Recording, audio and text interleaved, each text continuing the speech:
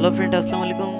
So বন্ধুরা, আজকে আমরা শিখব কিভাবে প্লে স্টোরের ডাউনলোডকৃত অ্যাপস আমরা ফোন মেমোরি বা মেমোরি কার্ডে আনবো। সো বন্ধুরা, আমরা অনেক সময় ফোন রিস্টার্ট বা রিসেট দেওয়ার কারণে আমাদের হাতের আশেপাশে ইন্টারনেট কানেকশন বা এমবি না থাকে, আমরা প্রয়োজনীয় অ্যাপসগুলো ইনস্টল করতে পারি না।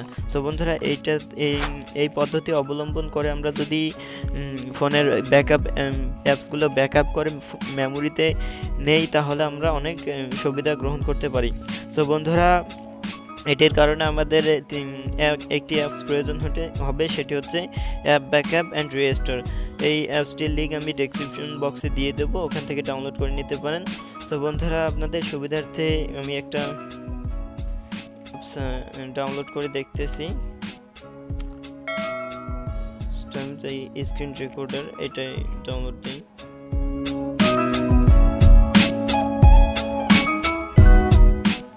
আমি এই অ্যাপসটা ডাউনলোড দিচ্ছি।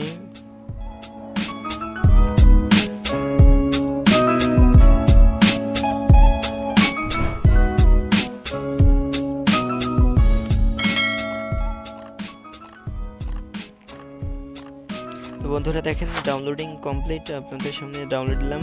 তো বন্ধুরা, এই প্লে স্টোর অ্যাপসগুলো ব্যাকআপ করবেন কিভাবে, তার জন্য আমাদের এই অ্যাপসটিতে যেতে হবে। সেটির নাম হচ্ছে অ্যাপ ব্যাকআপ অ্যান্ড রিস্টোর। এই সিম্পলি এইটাতে ক্লিক করবেন। দেন এখানে দেখেন অলরেডি সব অ্যাপস এসে গেছে।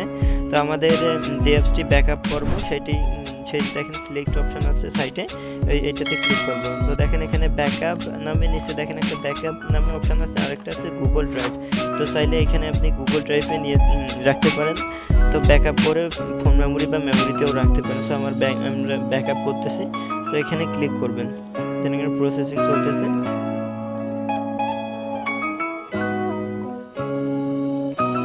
দেন প্রসেসিং কমপ্লিট। তো বন্ধুরা, এই অ্যাপসটি পাবেন কোথায়, তার জন্য যাইতে হবে আপনাদের ফোন মেমোরি বা স্ট্রোকে। তো এখানে আমরা ফোন মেমোরিতে যাব। দেন এখানে অ্যাপ ব্যাকআপ অ্যান্ড রিস্টোর নামে একটি ফোল্ডার দেখতে পাবেন, ওইখানে ক্লিক করবেন। দেন এয়ারভাইস নামে একটা ফোল্ডার দেখতে পাবেন, ওখানে ক্লিক করবেন। দেখেন এই অ্যাপসটা আমাদের ব্যাকআপ হয়ে আছে। সো বন্ধুরা, ভিডিওটি ভালো লাগলে লাইক করবেন, কমেন্ট করে জানাবেন এবং সাবস্ক্রাইব মাস্ট বি।